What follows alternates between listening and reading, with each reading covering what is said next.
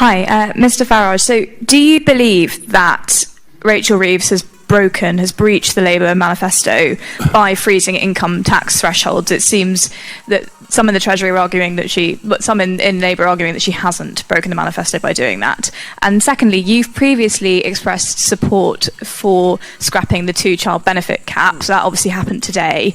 The Chancellor announced it today. Do you think that she was right to do that and you wouldn't bring it back in if you were to win in 2025? She's broken the manifesto in spirit, if not literally in letter. Everyone who's at work's taxes will go up, and if inflation keeps running at about 4%, 5%, whatever it is, effectively their taxes are going to go up significantly over the course of the next few years. So, in spirit, it is without doubt, if not literally, but in spirit, without doubt, a breach of the manifesto. Let me repeat. I believe we should lift the 2-child cap for working British couples in the form of a tax credit. As it turns out, what has been announced today and cheered to the rafters by the backbenchers, one of the most popular parts of her whole speech was it will go to people who are already living on benefits or who were not born in this country.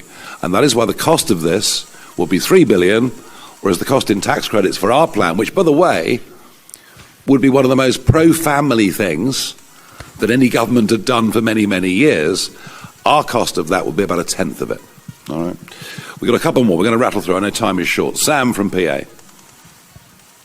Kemi Badenoch said in the Commons that Rachel Reeves should now resign. Would you also call for this? Well, this is the usual circus of the House of Commons, isn't it? Was it David Cameron said he wanted to end the Punch and Judy show? it's more farcical now than it's ever been. It doesn't make much difference, does it really? I don't see anyone that's going to replace her. I think probably the Prime Minister's position is very deeply under threat. It's clear, neither of them have ever been loved by their own backbenchers. They're leading the party to disaster. They're collapsing in the polls.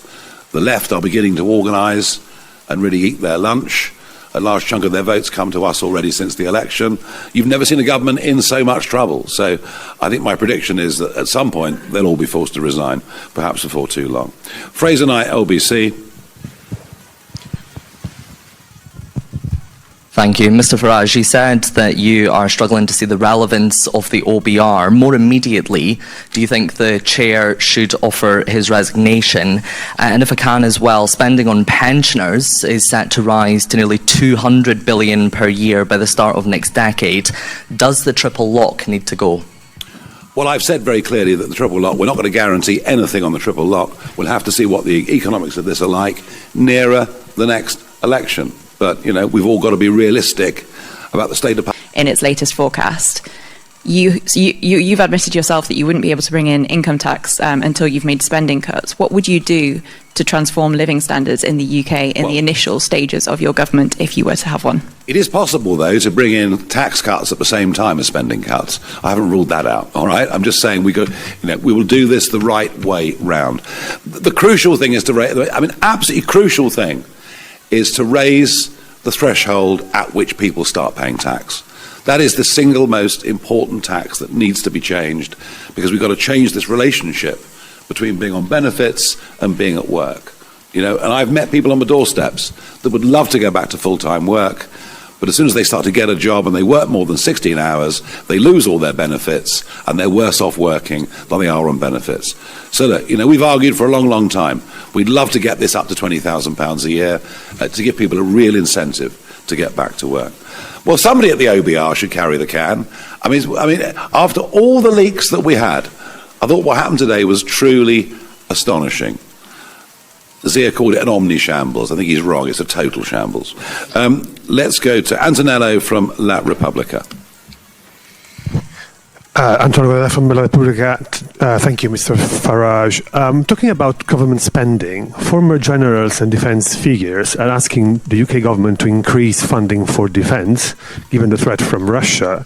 If you were Prime Minister, would you increase defence spending in this country? And if Donald Trump really thought he could get him early to the table to have a rational discussion, and it's proved a very, very difficult thing to do. I'm also deeply concerned about China. And I don't necessarily mean that in the sense of conventional warfare, But I do think in terms of cyber warfare, in terms of hacking, in terms of all these things, the nature of warfare is changing. All I do know is that we need to have significant investment in drones. Drones are going to, they are, rather like the tank was in 1917, drones are going to be here to stay. And I'm not sure, and we actually talked about this over the weekend, didn't we?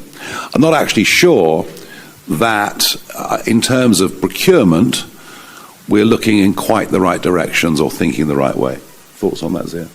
Yeah, look, if you speak to, any of you in the media can go and speak to people in the military, either serving or recently finished serving, and ask them, what would happen to Britain if a threat actor of the level of, say, Iran, let alone China, came at us with everything they've got with drones. How long would Britain be able to defend any of our key infrastructure? And it is not very long at all. We basically have no drone stocks, sadly. So I think Nigel's right. I think, Britain, we need to look at what Britain is procuring.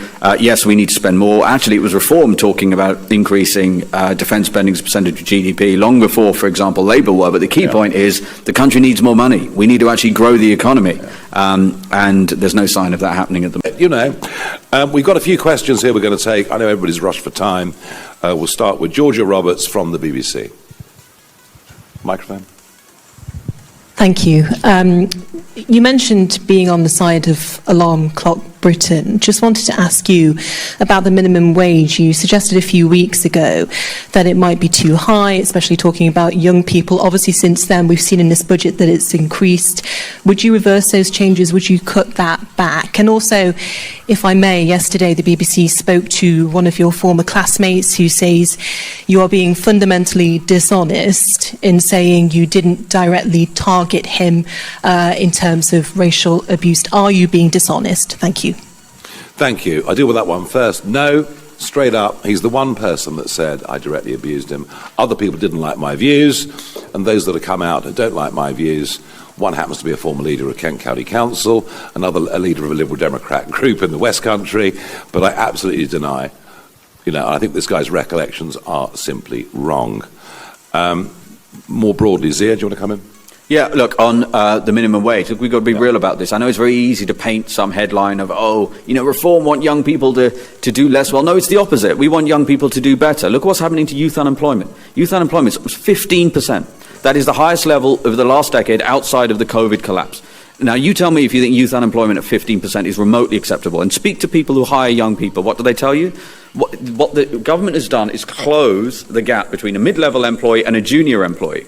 And this is the problem with having people who make these decisions who have never actually had to employ anyone, never had to make those sorts of decisions. Our young people are being basically thrown onto the scrap heap. Look at how many young people under 25s is the fastest growing aspect of PIP caseload. All of these things are connected, and a whole younger generation are being betrayed. I remember my first job, I earned £3.30 or something, right, minimum wage, and it wasn't because I aspired to earn £3.30 for the rest of my life, right? But it was a great start. It was work that was important to me. It was a Saturday job, and these opportunities are being robbed from our young people because of this. And here's the other point: the ballooning welfare bill, a core component to that, according to the OBR, is